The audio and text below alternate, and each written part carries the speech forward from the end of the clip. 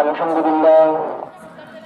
لله رب العالمين والعاقبة للمتقين والصلاة والسلام على سيد الأنبياء والمرسلين سيدنا وحبيبنا وحبيب رب العالمين.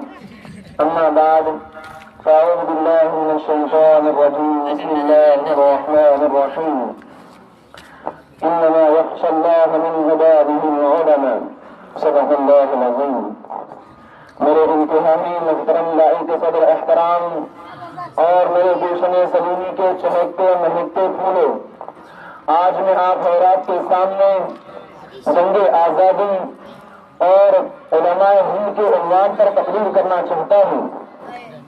محترم سامعین، ہمارے ملک ہندوستان میں جو قومی اور تاریخی دن منائے جاتے ہیں، ایک 15 اگست اور دوسرا 26 جنوری.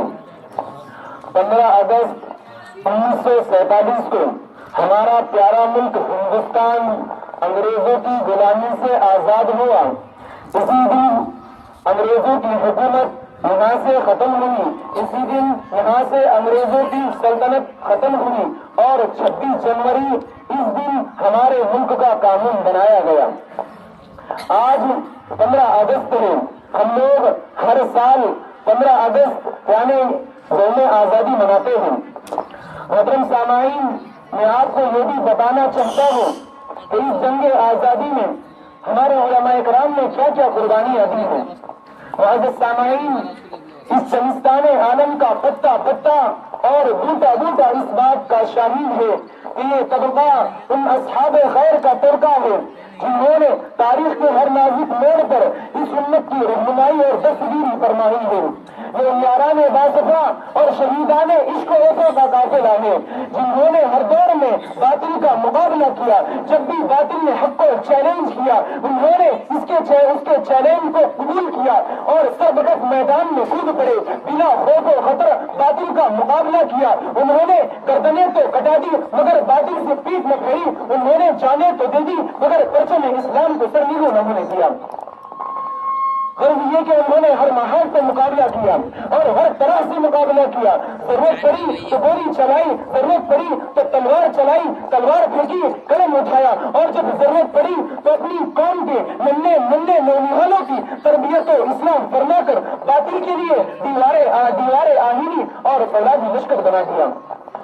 معزز سامعین، جب ہندوستان کی مقدس سرزمین پر انگریزوں کا ناپاک سایہ پڑا اور وہ اپنی شاطرانہ اور دوا بازانہ چالوں سے یہاں کے مالک اور بادشاہ بن بیٹھے، جب باشندگان ہند پر طرح طرح کے ظلم و ستم کے پہاڑ توڑے جانے لگے، جب ہندوستانیوں پر ظلم و ستم کے پہاڑ توڑے جانے لگے، جب ہندوستانیوں پر ظلم کیا جانے لگا، جب ہندوستانیوں پر تشدد کیا جانے لگا، جب ہندوستانیوں کی قدریں اڑائی جانے لگی، جب ہندوستانیوں کا خون بہایا جانے لگا، جب ہندوستانیوں کا خون ان کے پسینے سے بھی عرض ہو گیا، تو ایسے نازک وقت میں سب سے پہلے جس شخص نے عالم بغاوت بلند کیا وہ محدث کبیر، امام جلیل، رئیس الاولیاء، فخر چمن، محرم فن، نازش وطن، شاہ عبد العزیز ابن ولی اللہ محدث دہلوی ہے.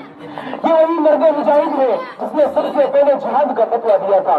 محترم سامعین، میں آپ کو یہ بھی بتانا چاہتا ہوں کہ اس جنگ آزادی میں ہمارے علماء کرام نے سب سے زیادہ محنتیں کی. ان میں ٹیپو سلطان شہید شیخ الہند حضرت مولانا سید حسین احمد مدنی، مولانا محمد علی جوہر اور امام الہند مولانا ابوالکلام آزاد، اسی طرح بہت سے بڑے بڑے لوگوں نے اس جنگ میں حصہ لیا اور فتح یابی پائی. وما علینا البلاغ.